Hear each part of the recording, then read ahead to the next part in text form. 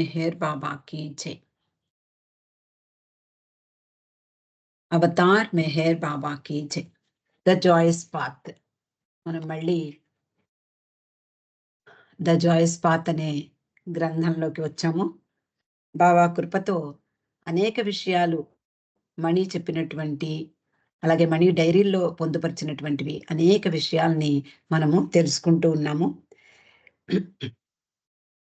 ఈరోజు east west gathering మనకందరికీ తెలుసు. 1962 సంవత్సరంలో బాబా గురుప్రసాద్లో, పూనా గురుప్రసాద్లో అటు తూర్పు దేశీయుల్ని, అటు పశ్చిమ దేశీయుల్ని కూడా రావించి ఒకే సమావేశాన్ని నిర్వహించారు.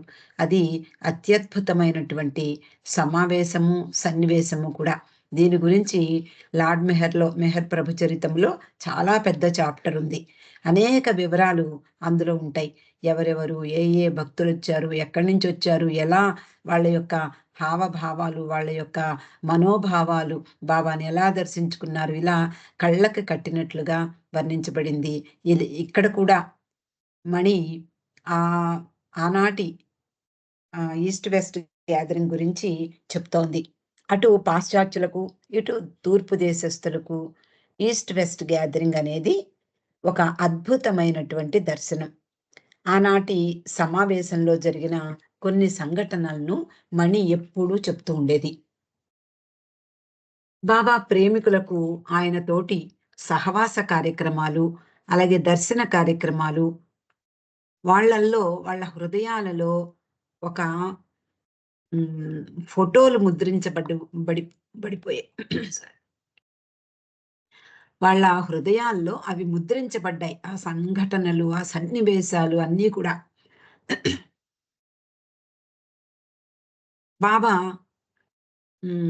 ఆ దర్శన కార్యక్రమంలో ఏ విధంగా ఆయన యొక్క ముఖంలో తేజస్సు విరాజిల్లుతూ ఉండేవారు, అలాగే ఆయన యొక్క హావభావాలు, ఆయన యొక్క అందరినీ పలకరించే తీరు, ఇవన్నీ కూడా అందరి హృదయాల్లోనూ పదిలంగా ఆనాటి జ్ఞాపకాలుగా ఉండిపోయాయి.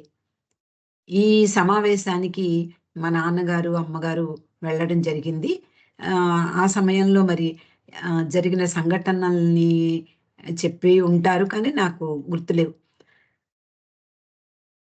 ఆ రోజు అంటే మండలి వారికి బాబాతో వారి జీవితం ఎలా ఉంటుంది అంటే, ఒక నదీ ప్రవాహంలా ఉంటుంది. అంటే కొత్త నీరు వస్తూ ఉంటుంది, అలా పాత నీరు కొట్టుకుపోతూ ఉంటుంది. అది నదీ ప్రవాహం అంటే అలా నిరంతరము సాగుతూనే ఉంటుంది ఆ నదిలో నీరు. అలా మండలి వారు బాబాతో జీవితం అంతా కూడా అలా సాగుతూ ఉంటుంది. ఎందుకు అంటే వెనక్కి తిరిగి చూస్తే అవేమీ గుర్తుండవు వాళ్ళకి. కానీ బాబా దేహం త్యజించిన తర్వాత రోజుల్లో ప్రేమికులను చూసి, లేదా వాళ్ళ మాటలు విని, లేకపోతే వాళ్ళు అడిగినటువంటి ప్రశ్నలు విని, ఇవన్నీ గుర్తుకు తెచ్చుకుని మండలి వారందరూ కూడా ఆనాటి సంఘటనల్ని పంచుకునేవారు. ఈ బాబాతో మండలి వారి జీవితం ఒకరోజు, ఆ తర్వాత ఇంకో రోజు, గంట, తర్వాత గంట ఇలా గడిచిపోతుందే తప్ప, వెనక్కి తిరిగి చూస్తే ఫలానా సందర్భం ఏమిటి అంటే గుర్తుంచుకోవడం చాలా కష్టం వాళ్ళకి. కొంతకాలం పాటు బాబాతో ఉన్న వారితో జ్ఞాపకం చేసుకోవడము, వినడము చాలా బాగుంటాయి. ఆనాటి చిన్న చిన్న విషయాలు గుర్తుకొస్తాయి. అంటే బాబా శరీర త్యాగం తర్వాత వచ్చినటువంటి బాబా ప్రేమికులందరూ కూడా మండలి హాల్‌లో కలుసుకున్నప్పుడు, మండలి వారికి అన్నీ కూడా ఆనాటి సంఘటనలు నెమ్మది నెమ్మదిగా గుర్తుకు వచ్చి వాళ్ళతో అనేక విషయాల్ని పంచుకున్నారు. ఇక్కడ మణి చెప్తోంది, ఈస్ట్ వెస్ట్ గ్యాదరింగ్ 1962 నవంబర్‌లో జరిగింది. నిజంగా అది అపూర్వమైనటువంటి సందర్భం. పూనాలో, ప్రసాద్‌లో, ముఖ్యంగా పూనాలో అక్టోబర్, నవంబర్ నెలల్లో చాలా ఆహ్లాదంగా ఉంటుంది. అటు ఇంకా చలి మొదలవుతూ ఉంటుంది. వర్షాలు వెనకడుగు పెడతాయి. ఎండ అస్సలు ఉండదు. చాలా ఆహ్లాదంగా ఉంటుంది వాతావరణం. కానీ ఆ సంవత్సరం బాబా దర్శన కార్యక్రమం ప్రారంభమైంది. మొట్టమొదటి రోజు అందరూ కూడా అంటే గురుప్రసాద్ వెనక వైపు పెండాలు వేశారు. పెద్ద పెండాలు 5,000 మంది వచ్చారు. 5,000 మందికి కుర్చీలు వేశారు. బావ వెనక వరండా మీద అక్కడ పెద్ద వేదిక ఏర్పాటు చేశారు. అక్కడ కూర్చున్నారు. ఆ రోజు మొట్టమొదటి రోజు సమావేశం ప్రారంభమైంది. అంతే. అంతకుముందు ఎప్పుడు అంటే చక్కగా మేఘావృతం ఏమీ అవ్వలేదు. నిర్మలంగా ఉంది ఆకాశం. కానీ భోరున వర్షం కురిసింది. ఆ వర్షం ఒక అరగంట సేపు అస్సలు ఆగలేదట. అంటే మరి వాళ్ళు ఇప్పుడు వర్షం వస్తుంటే నీడకి వెళ్తాం మనం. కానీ అక్కడ వేరే వేరే చోటేం లేదు. ఎదురుగుండా బాబా కూర్చున్నారు. అందరూ కూడా పెండాల్లో కూర్చున్నారు. ఎక్కడికి వెళ్ళడానికి పెండాల కిందే ఉన్నారు వాళ్ళు. ఆ పెండాల మీద నుంచి నీళ్లు అలా పడిపోతూనే ఉన్నాయి ధారాపాతంగా. వాళ్ళు ఎక్కడికి వెళ్తారు? ఎక్కడికి వెళ్ళరు. బాబా కూడా అలాగే ఉండండి, ఎక్కడికి కదలకండి అన్నారు.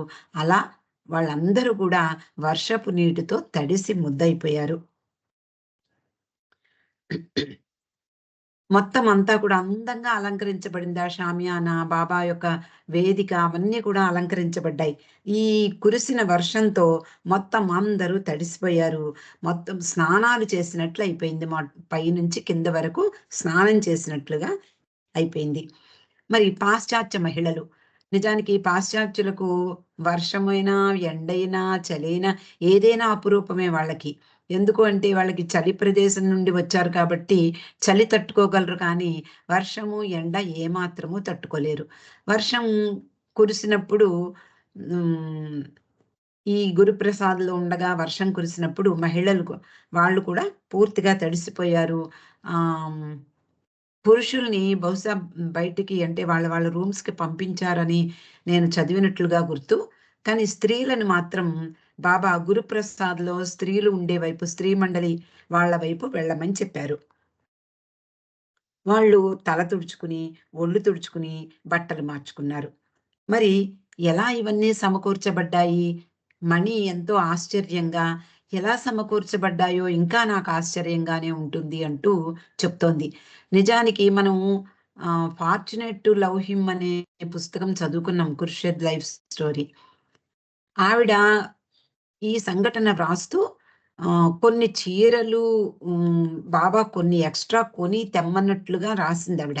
నాకు పూర్తి సంఘటన గుర్తు రాలేదు గానీ, ఖుర్షద్ దాంట్లో కొన్ని చీరలు, కొన్ని డ్రెస్సులు రెడీగా పెట్టమని చెప్పారు. ఎందుకో ఏమిటో తెలీదు. వీళ్ళు మాత్రం రెడీగా పెట్టారు. అదొకటి. వీళ్ళు అంటే మణి మొదలైనటువంటి మండలి వాళ్ళందరూ కూడా ఆశ్చర్యపోతూ, ఇన్ని టవల్స్ మన దగ్గర ఎలా ఉన్నాయి? అందరికీ 1, 2 కదా ఉండేవి. అన్ని టవల్స్ ఎందుకు మనం పెట్టుకున్నాము? ఎలా మన దగ్గరకొచ్చాయి? అంటూ వాళ్ళు ఆశ్చర్యపోయేవారట. ఇంకా ఆశ్చర్యంగానే ఉంటుంది అంటూ మణి చెప్తోంది. వారికి దుస్తులు ఇవ్వడం కష్టం. పాశ్చాత్యులు మనకిలాగా ఆ రోజుల్లో అందరూ మన వాళ్ళందరూ కూడా చీరలే ధరించేవారనుకోండి. కాబట్టి చీరలు ఇవ్వడం పెద్ద కష్టం కాదు ఎవరికీ. కానీ పాశ్చాత్యులు ముఖ్యంగా వాళ్ళు గౌన్‌లు అలాంటివే వేసుకుంటారు. స్కర్ట్స్ అలాంటివి వేసుకుంటారు. వాళ్ళు వాళ్ళకి ఎలాంటివిస్తారు? వీళ్ళ దగ్గర చీరలు ముఖ్యంగా మెహరా చీరలు, అలాగే ఏవో కొన్ని స్కర్ట్స్ వీళ్ళు కూడా వేసుకునేవారు కానీ, వాళ్ళకి సరిపడే ఉంటాయో, ఉండవో అని వీళ్ళన్నీ కూడా స్త్రీ మండలి వారందరూ కూడా వాళ్ళ పెట్లు వెతకడం మొదలుపెట్టారు. ఏమైనా వీళ్ళకి సరిపోయేవి ఉన్నాయా, లేవా అంటూ తీశారు. ఈ వివిధ సైజుల్లో ఉంటారు. మనకి 'నోరినా మ్యాచ్ బెల్లి' చూస్తే పొడవుగా ఉంటుంది. అలాగే మార్గరెట్ వీళ్ళందరూ కొంచెం లావుగా ఉంటారు. అలాగే ఎలిజబెత్ ప్యాటర్సన్ ఇంకా లావుగా ఉంటుంది. వీళ్ళందరికీ సరిపడే దుస్తులు ఎలా వస్తాయి అని ఆలోచించారు. కానీ చీరలు మాత్రం ఉపయోగపడతాయి. ఒకవేళ బ్లౌజ్ లేకపోయినా కూడా చీరలు చుట్టుకుని కప్పుకోవచ్చు చీరలైతే. అందుకని కొంతమందికి వాళ్ళు చీరలు ధరింపజేశారు.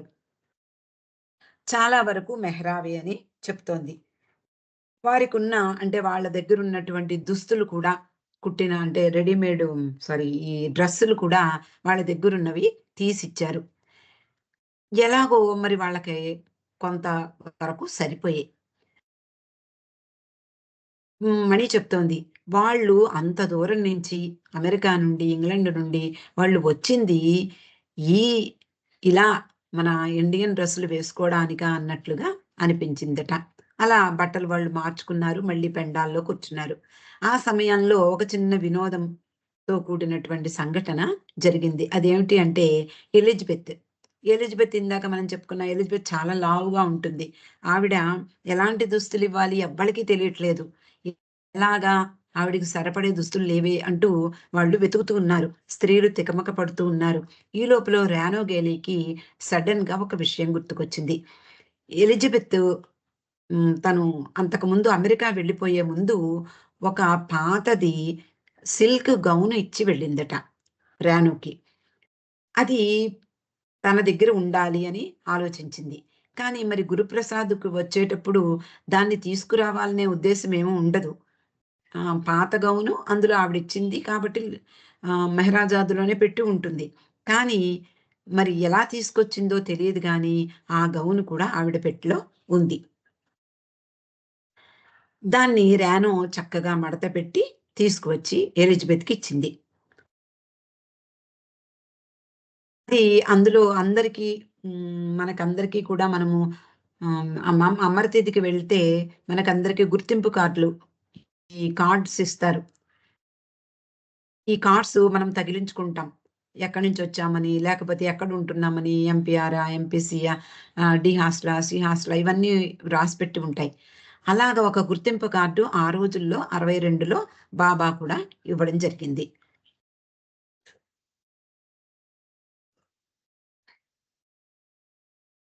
ఎలిజబెత్ ప్యాటర్సన్ తన పాత సిల్క్ గౌను రానో ఇచ్చిన గౌను వేసుకుని దానికి గుర్తింపు కార్డ్ తగిలించుకుంది. అది ఎంత చక్కగా ఉందో అంటూ స్త్రీ మండలి వారందరూ కూడా చాలా ఆనందించారు. ఆ సమయంలో మనకి ఈ ఫోటో ఉంటుంది. ముఖ్యంగా జూబ్లీ హిల్స్ ప్రోగ్రామ్ చూస్తుంటే అక్కడ ఈస్ట్ వెస్ట్ గ్యాదరింగ్ ఫోటోయే అక్కడ పెద్ద ఫోటోగా తీర్చిదిద్దారు. అక్కడే ముందు కూర్చొని పిల్లలు అందరూ పాడుతూ ఉంటారు. ఆహ్, అలాగా ఆ ఫోటోలో చూస్తే మనకి ఒక పక్కన యోగి కనిపిస్తాడు. యోగి సిద్ధానంద భారతి. అదే ఇక్కడ వర్ణిస్తోంది మణి. ఆ సమయంలో యోగి సిద్ధానంద భారతి వేదికపై బాబాకు బాబా పాదాలకు ఒకవైపున కూర్చుని ఉన్నాడు. అతడు తాను సాధారణంగా ధరించేటటువంటి కాషాయ వస్త్రాలు ధరించాడు. అతడు అమెరికాలో బాబా సెంటర్‌కి నాయకురాలైన ఎలిజబెత్‌ని చూడాలని ఆహ్, ఆశపడుతూ ఉన్నాడు. అలాగే అంటే ఆయనకి ఇంగ్లీష్ అది బాగా వచ్చు. బాబా పరిచయం కాకముందు ఆయన ఈ ఈస్ట్ కంట్రీస్‌లో అంటే జపాను మొదలైనటువంటి దేశాలలో యోగిగా చలామణి అవుతూ ఉండేవాడు. ప్రసిద్ధి పొందినటువంటి యోగిగా అందరికీ తెలుసు. అందువలన అమెరికాలో బాబా సెంటర్‌ని నిర్వహిస్తున్నటువంటి ఎలిజబెత్ ప్యాటర్సన్‌ని చూడాలి అని ఆయన అనుకున్నాడు. అలాగే ఆవిడతోటి పరిచయం పెంచుకోవాలని కూడా అనుకున్నాడు. మనం నిన్నో మొన్నో చదువుకున్నాం. బహుశా లార్డ్ మెహర్ అయ్యుంటుంది. ఈ ఆయన ఆవిడతోటి పరిచయం పెంచుకుని, ఆవిడతోటి మాట్లాడుతూ ఉంటాడు.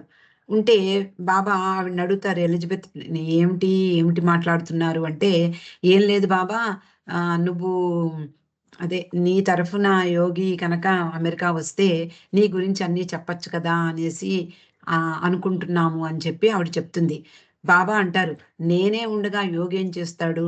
అన్నట్లుగా ఆయన మాట్లాడారట. అలా అలాంటి సంఘటనలు కూడా తమాషా సంఘటనలు జరుగుతూ ఉండేవి. సరే ఈ ఉత్సాహంగా ఉన్నాడు ఆమెను కలుసుకోవాలని ఎలిజబెత్ బాబా దర్శనానికి వచ్చింది లైన్‌లో. వచ్చినప్పుడు బాబా ముందు ఆమె ప్రణమిల్లింది. ఆహ్, ఈ సా ఈ ఆవిడ పాత గౌను వేసుకుంది. అది ఆవిడ వాళ్ళ యొక్క సాంప్రదాయ దుస్తుల్లాగా కనిపించాయట. చాలా అందంగా కూడా ఆవిడ ప్రణమిల్లడం కూడా చాలా అందంగా కనిపించింది. ఈ వర్షం అంటే వర్షం కురవడం వల్ల ఈ దుస్తులు మార్చుకోవడం ఇవన్నీ ఈ తతంగం అంతా పూర్తయ్యాక అక్కడ వాళ్ళందరూ కూడా ఈ ఈస్ట్ వెస్ట్ గ్యాదరింగు ఇలా అంటే వర్షం కూడా ఇందులో వర్షం కురవడం కూడా వీళ్ళందరూ కలిసిపోవడానికి ఒక ఉపయోగపడింది. ఇది కారణమైంది అని అనుకున్నారు. అలాగే అక్కడ బాబా యొక్క స్పర్శ, బాబా హాస్య చతురత అందరినీ అలరించాయి. ఈ యోగి బాబా పట్ల ప్రేమ, భక్తి కలవాడు. కానీ బాబా గురించి తెలియక ముందు జపాన్ మొదలగు తూర్పు దేశాలలో యోగిగా ప్రసిద్ధి పొందాడు. చక్కని గొప్ప వ్యక్తి. అతడు ఈ గ్యాదరింగ్‌కి వచ్చే ముందే అని బాబా అతనికి కూడా ఆహ్వానం పంపిస్తారు. బాబా యోగి కాబట్టి అతని కోసం ప్రత్యేకంగా ఏర్పాట్లు చేయమన్నారు. బాబా అందరికీ కూడా మనందరికీ తెలుసు ప్రతి ఒక్కళ్ళని చాలా జాగ్రత్తగా చూసుకునేవారు. సమావేశాలు కానీ, ప్రజా దర్శనాల సమయాల్లో కానీ, దర్శన సమయాల్లో కానీ, సహవాస కార్యక్రమాల్లో కానీ బాబా ప్రతి ఒక్కరిని పట్టించుకునేవారు. అలా యోగి కాబట్టి అతనికి కావలసిన సదుపాయాలను చూడమని జీఎస్ఎన్ మూర్తి గారిని నియమించారు బాబా. ఆ యోగి తను వచ్చిన తర్వాత నేను భోజనం చెయ్యను. వాళ్ళు యోగులు కాబట్టి పక్వాహారమే తింటారు. కాబట్టి నేను పళ్ళు, నట్సు లేకపోతే మిల్కు ఇవే తీసుకుంటాను అని ముందరే చెప్పాడు. ఈ జీఎస్ఎన్ మూర్తి హోటల్‌లో యోగికి కావాల్సినవన్నీ ఏర్పాట్లు చూసుకోమని బాబా అప్పగించారు. సరే ఇద్దరూ కలిసి ఆ హోటల్‌లో ఉన్నారు. తర్వాత మళ్ళీ దర్శన కార్యక్రమానికి వచ్చారు. బాబా పాదాలకు ఒక ప్రక్కగా వేదికపై యోగి కూర్చున్నాడు. మరో ప్రక్క శాంతాదేవి కూర్చుని ఉంది. దర్శన సమయంలో బాబా ప్రేమికులందరూ కూడా ఒక పెద్ద పెండాల్లోకి అంటే ఒక్కసారిగా వాళ్ళందరూ వచ్చేయడం జరిగింది. అప్పుడు బాబా యోగి వైపు చూశారు. చూసి నా ప్రేమికులెవరైనా కమలా పళ్ళు తీసుకొస్తే అవి నువ్వు తీసుకో. నీ సంచిలో వేసుకో. అవి నీకు భోజనానికి పనికొస్తాయి. వాటితో నీ భోజనం పూర్తవుతుంది అని బాబా చెప్పడం జరిగింది. నిజానికి బాబా దర్శనానికొచ్చే వాళ్ళు వాళ్ళ చేతుల్లో అంటే వాళ్ళకి అనువుగా ఏది ఉంటే అది కొంతమంది ఇంట్లో స్వీట్స్ తయారు చేసి తెచ్చేవారు. కొంతమంది పళ్ళు, కొంతమంది కొబ్బరికాయలు ఇలా ఎవరి అనుకూలంగా ఉన్న వస్తువుల్ని వాళ్ళు బాబాకు ప్రేమతో తీసుకువచ్చేవారు. వాటిని ప్రేమతో తనకి సమర్పించడం చూసి బాబా ఏం చేసేవారు, వాటిని స్పృశించి తిరిగి వాళ్ళకే ఇచ్చేసేవారు. మీరే తీసుకెళ్ళి పొండి అని. బాబా చెప్పారు. నేను దండలు వేయించుకోవడానికి రాలేదు. మీ హారతి ఇప్పించుకోవడానికి రాలేదు. మీ చేత ప్రణమిల్లడానికి రాలేదు అని. అంటే వాళ్ళు ఇచ్చేవన్నీ కూడా వాళ్ళు భక్తితో, ప్రేమతో ఇస్తారు. కానీ బాబా అవేమి తీసుకునేవారు కాదు. సాధారణంగా తీసుకునేవారు కాదు. వాటిని స్పృశించి మీరే తీసుకెళ్ళి పొండి అని తిరిగిచ్చేసేవారు. ఈసారి బాబా యోగికి ఆయన అవసరాలు చూస్తున్నటువంటి మూర్తి గారికి ఆరెంజ్ పళ్ళు అంటే కమలా పళ్ళు వస్తే కనుక మీరే తప్పకుండా తీసుకోండి అని ఇద్దరికీ చెప్పారు. వాళ్ళిద్దరూ సరే బాబా అని సంతోషమని చెప్పారు. కానీ వాళ్ళిద్దరూ ఏం చేస్తున్నారు? దర్శనానికి వస్తూ ఉన్నారు. మనకి ఫిల్మ్స్‌లోనే చూస్తారు ఇవన్నీ రోజుల్లో మరి. ఆ రోజుల్లో ఆ సందర్భాల్ని చూసినటువంటి వాళ్ళు మనకి ఈవి సత్యనారాయణ గారు మొదలైన వాళ్ళు ఉన్నారు. ఆ సమయంలో వాళ్ళ యొక్క అంటే బాబా అలా అక్కడ కూర్చున్నప్పుడు బాబా యొక్క దివ్య తేజస్సు చూసి అందరూ మైమరిచిపోయేవారు. కొంతమంది కన్నీళ్లు కార్చేవారు. కొంతమంది ఆహా! ఈయన దర్శనం ఇన్నాళ్ళకయింది అంటూ ఎంతో సంతోషాన్ని వ్యక్తం చేసేవారు. ఇలా ప్రతి ఒక్కళ్ళు బాబాని అంటే అందులో కొన్ని క్షణాలు మాత్రమే బాబా దగ్గర నిలబడే అవకాశం ఉంటుంది ప్రతి ఒక్కరికి. లైన్‌లోకి రావడము, బాబా ముందుకు రావడము, వాళ్ళ చేతిలో ఏమన్నా ఉంటే ఇవ్వడము, లేదా బాబాకు ప్రణమిల్లడము, దండలు ముఖ్యంగా ఈస్ట్ వెస్ట్ గ్యాదరింగ్‌లో ఆలింగనం చేసుకున్నారు. ముద్దులు పెట్టుకున్నారు కొంతమందిని. ఇలా చే వీపు తట్టారు. ఇలా ఈస్ట్ వెస్ట్ గ్యాదరింగ్ తర్వాత మాత్రం ఆయన ఆహ్, ఆయన ఆరోగ్యం సహకరించకపోవడంతో ఇవన్నీ చెయ్యలేరు. కింద నుంచే 65లో నేను దర్శనానికెళ్ళినప్పుడు కింద నుంచే దర్శనం చేసుకొని వెళ్ళిపోయాం. ఆలింగనాలు ఇవ్వలేదు ఆ రోజుల్లో. ఈ 62లో మాత్రము ఎంతో అద్భుతమైనటువంటి సన్నివేశం ఇది. ఈస్ట్ అటు తూర్పు దేశస్థులు, అటు పశ్చిమ దేశస్థులు కూడా ఒకే వేదిక మీద ఉన్నటువంటి బాబాను దర్శించుకున్నారు. అందరూ లైన్‌లో వెళ్ళడము, దర్శించుకోవడము, ఆయన పాదాలకు నమస్కరించడము, లేదా పళ్ళు, పూలు ఇవ్వడం ఇలాంటివన్నీ జరుగుతున్నాయి. ఇక్కడ వీళ్ళిద్దరూ మరి ఇలా దర్శనానికి వస్తూ ఆనందపడిపోతూ ఉన్నారట అందరూ కూడా. మనకి శ్రీలత గారి మనం ఆవిడ డైరీ చదివినప్పుడు కూడా మనము ఆవిడ రాసినటువంటి ఈస్ట్ వెస్ట్ గ్యాదరింగ్‌లో రాసినటువంటి విషయాలు మనం చదువుకున్నాం. ఈ విషయాలన్నీ కూడా ఆవిడ కూడా రాశారు. ఆవిడ కూడా వెళ్లారు కుటుంబంతో సహా. అలా ఈ ప్రేమికులందరూ కూడా బాబా దగ్గరికి వస్తూ బాబాని చూసి తన్మయులైపోయారు. ఇంక వాళ్ళకి ఒళ్ళు తెలియటం లేదు. ఒంటి మీద స్పృహ లేదు. ఎలా ఎవరో ముందు వెనక వాళ్ళు తోస్తున్నారు. వీళ్ళు ముందుకెడుతున్నారు. బాబాని దర్శించుకుంటున్నారు. అలా వెళ్ళిపోతున్నారు. అంతే తప్ప ఆ క్షణాల్లో మొత్తం అన్నీ తమ సర్వస్వము అన్నీ మర్చిపోతారు. తామెవరో కూడా తెలియనటువంటి పరిస్థితుల్లో ఉన్నారు. అలాంటి ఆనంద తన్మయత్వంలో మునిగి ఉన్నటువంటి ఈ ప్రేమికుల్ని ఈ యోగి సుధానంద భారతి, జీఎస్ఎన్ మూర్తి వీళ్ళు చూస్తూ ఉండిపోయారట. ఇంక మైమరిచిపోయారు వాళ్ళిద్దరు కూడా. ఏమిటిది? వాళ్ళల్లో ఆ ప్రేమికుల్లో ఉండేటటువంటి ఆనందం ఎలాంటిది అంటూ వీళ్ళు కూడా తన్మయులైపోయి చూస్తూ ఉండిపోయారు. ఎవరైనా బాబా పాదాల ముందు పండ్లు ఉంచినప్పుడు బాబా మాత్రం సర్వజ్ఞుడు. అన్ని వైపులా ఒకేసారి చూడగలరాయన. కాబట్టి పళ్ళు ఉంచినప్పుడు మళ్ళీ వీళ్ళ వైపు వీళ్ళిద్దరి వైపు చూసి, "నేను చెప్పాను కదా! ఏమైంది? ఎందుకు తీసుకోలేదు?" అని గుర్తు చేశారు. ఆ!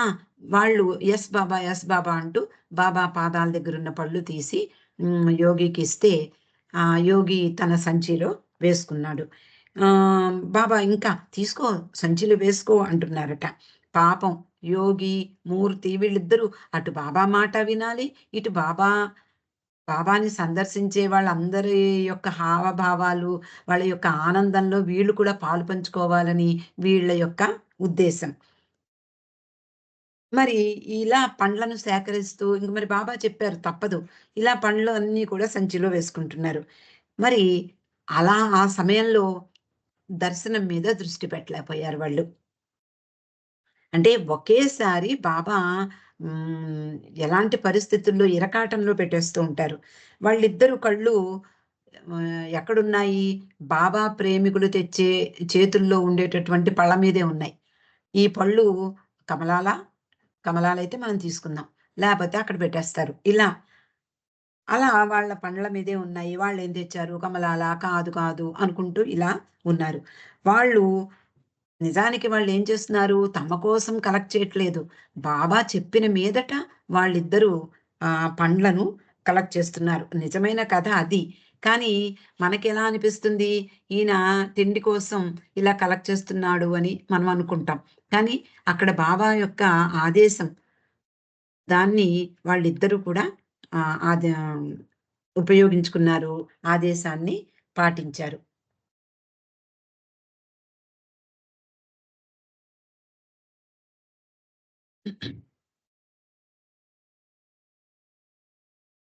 ఇక్కడికి ఈరోజు ముగిద్దామండి. అవతార్ మెహర్ బాబాకి జై. జై బాబా అండి. మళ్ళీ మా ఆయన ఒక మాట మాకందరికీ చూపించేశారు.